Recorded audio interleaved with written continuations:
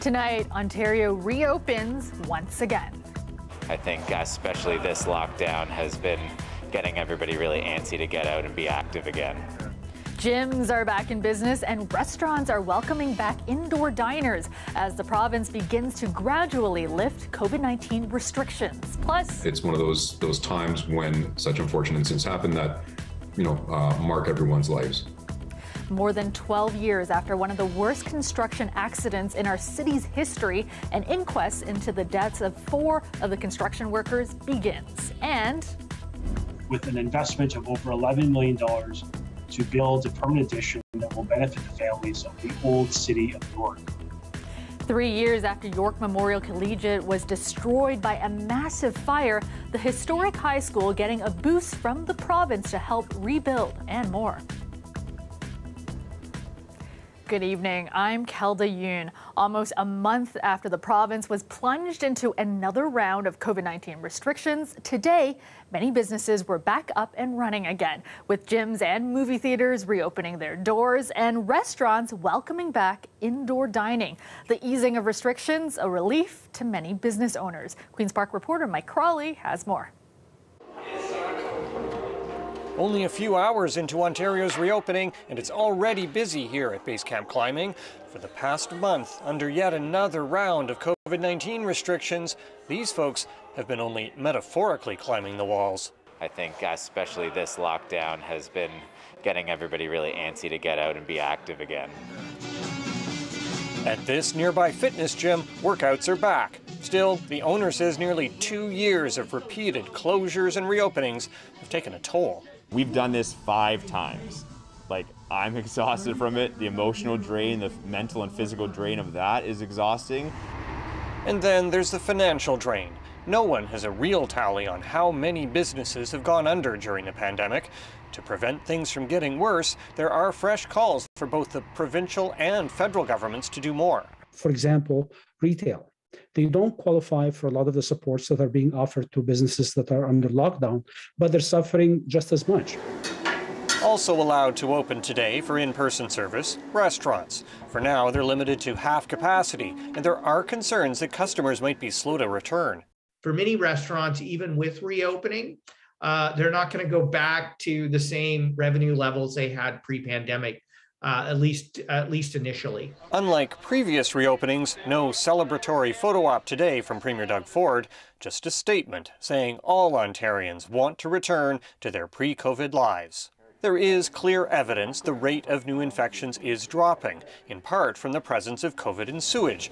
It's why the reopening gets a thumbs up from one of the province's top science advisors. This is going all in the right direction. When we look at our test positivity, it continues to go down. What has not started to go down? The number of deaths.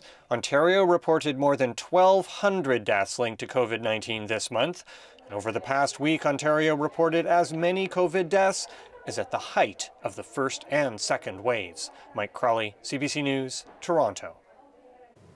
Prime Minister Justin Trudeau has spoken publicly for the first time since a huge protest took over Parliament Hill. Trudeau has tested positive for COVID-19 and is self-isolating. He gave a remote address today ahead of the return to Parliament and was critical of the actions of some of the demonstrators.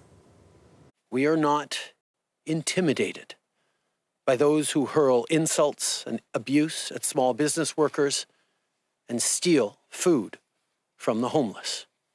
We won't give in to those who fly racist flags. We won't cave to those who engage in vandalism or dishonor the memory of our veterans. Streets around the Parliament buildings remain closed by parked trucks and police barricades. A number of businesses in the area have also decided to remain closed, and there is still a large police presence in the area. Now, so far, there has only been 1 arrest. The protest was focused initially on the federal government's vaccine mandate for cross-border truckers. It has since expanded into a movement against broader public health measures intended to limit the spread of COVID-19, as some demonstrators have been seen flying swastika and Confederate flags. Ontario Premier Doug Ford releasing a statement about the protest, saying the right to peaceful protest is core to our Canadian identity. I was extremely disturbed, however, to see some individuals desecrate our most sacred monuments and wave swastikas and other symbols of hate and intolerance this weekend. That has no place in Ontario or Canada, not now, not ever. Now, Conservative leader Aaron O'Toole is facing a crisis of confidence from his own caucus. 35 Conservative MPs signed a letter calling for a review of O'Toole's leadership and sent it to the caucus chair today. That is enough to trigger a secret ballot vote on his leadership under the Reform Act. The vote is expected to be held on Wednesday. Now, should the review take place and should Aaron O'Toole lose, Conservative MPs would then have to select an interim leader while the party calls a leadership contest. Sources tell CBC News that those opposed to O'Toole's leadership believe they have at least 60 votes needed for it to pass. It's been more than 12 years since one of the deadliest construction accidents in Toronto's history. 4 men, all recent immigrants, died after the scaffolding they were working on collapsed. Well, today, the inquest into the circumstances around their deaths finally began. Farmer Ali has more on why it took so long and what could come out of the proceedings. It was Christmas Eve 2009 when 4 workers fell 13 stories to their death here. The swing stage they were standing on suddenly collapsed. Not a single one who died was wearing properly attached safety harnesses. The project manager has since been convicted and sentenced for allowing them to work in dangerous conditions, and there have been other civil cases too. All those had to finish before today's inquest started.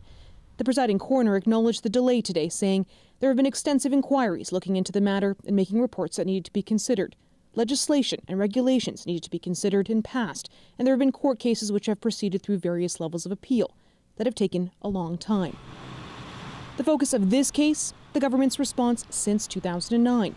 The Ministry of Labour told CBC News it directs $100 million every year to its occupational health and safety strategy and has hired 100 new inspectors. Immediately from a sector perspective, we started to look very closely at working at heights training. Those in the field of health and safety say much has changed in 12 years, including more extensive training for those working at great heights and standardization for equipment and how to use it. But they say more can always be done. We're looking forward to reviewing those recommendations and hopefully being able to implement and move forward and prevent these from happening again. 12 years on, what's clear is the pain of what happened is still wrong. A statement from the widow of Alexei Bloomberg was read today saying, "We had so many plans, traveling, buying a house, and having a baby. 2 months after the wedding, he passed away. He was killed. It still hurts when I'm thinking or I bump into those places or people that remind me about Alex, or when I see a swing stage in downtown or flowers on construction sites, because those guys still keep dying, and it makes me cry. I hope you will do everything to change that tragedy." What the inquest jury will be tasked with deciding is, do changes already made go far enough, or is more needed to ensure a tragedy like this never happens again? Farah Morali, CBC News, Toronto. Meteorologist Nick Cernkovich joins us now with a first look at the forecast. And Nick, nice to see clear skies and the sun out today and not terribly cold like it was the last time we spoke. Yeah, Cal, the last time I spoke to you, we were looking at overnight lows in the -20s, wind chills in the -30s. Different story today. I mean, it was still cool, but we had temperatures up to -1 through the afternoon. Here's a look at some of the afternoon highs across southern Ontario. Now, the story is shifting from the cold temperatures to our next storm system. Through tonight, we're still looking at clear skies. Same story as we move through tomorrow afternoon as well. So we've still got sort of sunshine in the forecast, but as we head through Tuesday night into Wednesday, this is the leading edge of our next winter storm. Now, it starts out as some wet weather, so through Tuesday night into Wednesday, we'll see some rain showers, perhaps some mixed freezing rain in there as well. But by Wednesday morning, we shift over to snow. And this could bring with it a significant amount of snowfall. For now, though, through the next 24 hours anyway, we're looking at a low of -9. Tomorrow, high of +3 degrees. And of course, as they say, the calm before the storm. I will tell you just how much to expect and how long the storm is going to stick around coming up in just a bit. All right, thanks so much, Nick. A Toronto teacher has been arrested and faces a number of charges for allegedly sexually assaulting multiple students. A 26-year-old Nathan Graham worked at Donview Middle Health and Wellness Academy between September and October of last year, teaching French to grade 6 and grade 7 students. It's alleged Graham sexually assaulted several students on multiple occasions. The TDSB says he was immediately placed on home assignment following the allegations. Graham was arrested earlier this month and faces 4 counts of sexual interference and 4 counts of sexual assault. Prior to this, Graham also worked for 3 years at Alexander Sterling Public School in Scarborough. In a letter to parents, the principal of the school said, "We know the situation may be upsetting for some students and will ensure that supports are in place for them," adding that TDSB staff can be made available to our school to help with any questions or concerns students might have. And police are looking for 2 people in connection with a double murder earlier this month in Etobicoke. A 20-year-old and 24-year-old were shot to death at a building near Horner and Kipling on January 3rd. A woman was also shot but survived. Police are looking for 21-year-old Daryl Thompson of Mississauga. He's wanted on 2 counts of second-degree murder and attempted murder. 21-year-old Kamar Brown is wanted for accessory after the fact to murder. Investigators want to speak to anyone who may have information about this case. A nearly century-old Toronto high school that was gutted by fire is getting a big boost from the Ontario government. Education Minister Stephen Lecce announcing today that the province is pledging millions of dollars to help rebuild York Memorial Collegiate. Greg Ross has the details. It's been nearly 3 years since a massive fire destroyed York Memorial Collegiate. Today, the school finally got some much-needed help in the effort to rebuild. With an investment of over $11 million, to build a permanent addition that will benefit the families of the old city of York. The 6-alarm fire that broke out in May of 2019 lasted more than 24 hours. It was eventually deemed to be an accident by the Ontario Fire Marshal. At the time, more than 900 students were displaced. When the rebuild is complete, the school will have the capacity to take on hundreds of additional students. This new addition and this investment by the province with the school board will create 368 new student spaces for a total now of 1,300 spaces for students in the school. York Memorial originally opened its doors back in 1929. The historic building is considered a tribute to the Canadians who served in the First and Second World Wars. The school board says that history will not be forgotten. Special attention has been given to the important heritage features such as the stained glass, foyer mural, and the bricks from the demolished areas, which have been retained for the reconstruction and carefully restored. This is what the school looks like today, with every effort being made to protect the structure that did survive the blaze. The remaining building structure has been stabilized and a temporary roof has been installed to protect the building from weather and damage during the construction. The rebuild isn't expected to be complete until the fall of 2026, which means none of the students who were with the school before the fire in 2019 will be there when the doors finally do reopen. Greg Ross, CBC News. Welcome back. Metrolinx sold a prime piece of public land next to the Port Credit Transit Hub to a private condo developer last month. The sale happened without any conditions that the buyer provide affordable housing.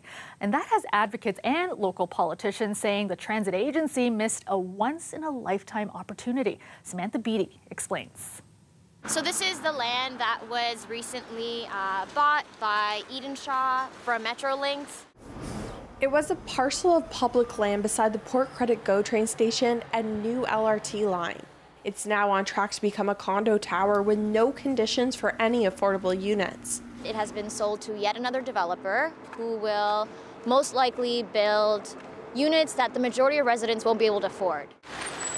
Irfan lives in the area and wanted the province to mandate some affordable housing here. We know that the GTA and the province at large is struggling with affordable housing. We know that's an issue. A local councillor agrees. He says the province didn't consult with the city before selling the land. I do believe that because it's public land that we're looking at more than just a straight out divestiture. The developer Eden Shaw has built other condo buildings in this neighborhood that it says have affordable units. But for this particular development, Metrolink says that wasn't part of the deal. But the transit agency and the province both say the city could have already passed zoning laws requiring new developments to include some affordable housing units like Toronto has. Mississauga is still working on that and hoped the province would step in the meantime to ensure some units are affordable. Planning Director Jason Bevan told CBC News, "That's why when large surplus provincial and federal properties become available for redevelopment, such as this site, they should require specific affordable housing component." One planning expert says the province is trying to get the most for its land to pay for transit, but needs to think big picture. We have these once-in-a-lifetime opportunities where transit is being invested in, more transit is being built than at any time in decades.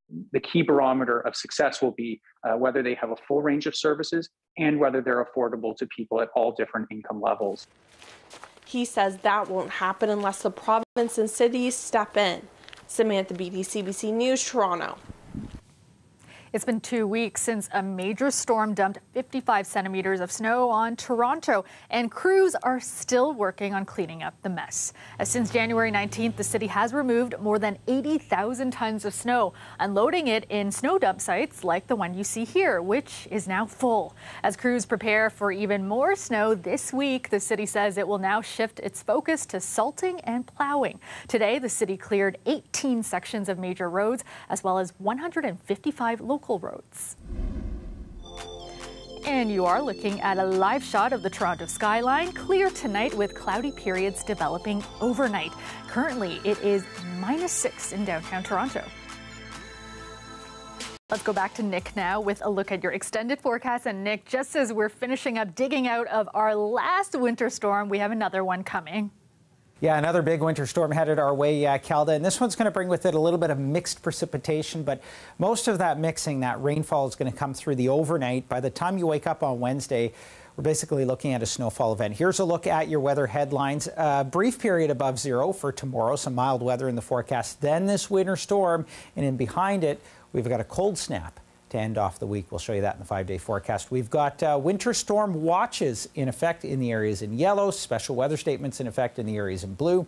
Anywhere from 10 to up to 30 centimeters of snow expected with this system. Now, here's how it times out. As we move through tomorrow, we're looking at generally clear skies. By tomorrow night, though, we start out with some rain showers and mild weather. By Wednesday morning, though, and the transition from rain to snow will vary, but generally speaking, through sort of the earlier morning hours on Wednesday, we switch over to snowfall. A snowfall event all the way through until Thursday morning. And then this is where the sort of question mark is in terms of the total snowfall events, because if this system shifts a little bit further north, we'll see sort of a second wave of snow through Thursday. If it stays to the south, it's going to begin to taper off a little bit earlier, but generally still looking at snowfall through Thursday and into Friday morning before it finally tapers off. So how much can we expect with this? For Wednesday, by Wednesday evening, we're looking at anywhere from about 10 centimeters up to about 20 centimeters of snow, and then add another 10 centimeters heading through Thursday. So anywhere from, again, 20 to 30 centimeters total across southern Ontario. Some areas could even see more. Southwestern Ontario for tonight, still calm, -7 degrees, wind chills about -14, and a few clouds tomorrow. Highs of +3 across the region, and a good deal of sunshine there, at least a mix of sun and cloud.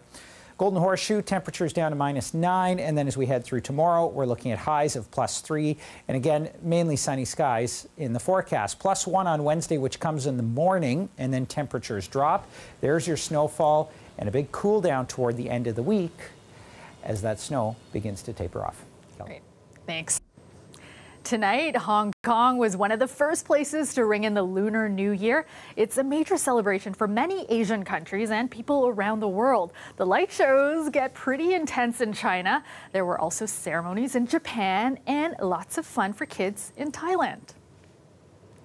Now, here at home for the second year in a row, the pandemic is muting festivities, but many are still finding ways to celebrate, and they have high hopes for the Year of the Tiger. Our Jessica Ng has more. Zhang Yufang is putting up decorations at his restaurant, Wuhan Noodle 1950. It's all in honor of the Lunar New Year. For me, it's like the family member, like sit together and get the big meal. Though Ontario restaurants can open to 50% capacity today, the restaurant won't reopen for indoor dining until tomorrow. Zhang Yu says it's to reconfigure the tables and bring back staff. But takeout has been brisk, with business at 70% of pre-pandemic levels. That's after the restaurant recovered from a period of intense anti-Asian racism. He says for several months, staff were fielding up to 10 phone calls a day, with people saying, "You all get the virus, so just like go out of the Canada, like go back to our country." Business took a nosedive, with more people peering in than ordering. Now, with specials, delivery and takeout, lots of local people come to here to support us and encourage us. Though Zhang Yu isn't ready to reopen for indoor dining quite yet, he is enthused by the hope of the Year of the Tiger, an animal that's long been associated with strength and bravery in Chinese culture. And he's not the only one. 40% of the business come from tourists. So this has been a very difficult year for us. So if the tiger come along and accompany us for the next 12 months, I think we will be definitely in a better shape. Toronto's Chinatown BIA partnering with local artists to present a lantern exhibition called Tiger with Wings outside of Dragon City Mall.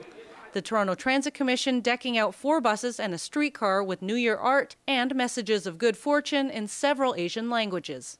The new year, it's always a chance for new beginnings, a chance for hope. You know, as more and more people get vaccinated, maybe there's a promise that life will return to normal. And normal, or at least post-pandemic, is what the Chinese Cultural Centre of Greater Toronto is hoping for. This year, they're preparing another virtual spectacle with food, music, and dancing to hopefully bring some good luck. This year is a year of Water Tiger, which represent power, courage, confidence, and leadership and strength. So we're looking forward to this. Jessica Ng, CBC News, Toronto. And happy Lunar New Year to all those who celebrate. That's our show for you tonight. Dwight Drummond has your next local newscast tomorrow at 6. I will see you back here tomorrow night at 11. Have a great night.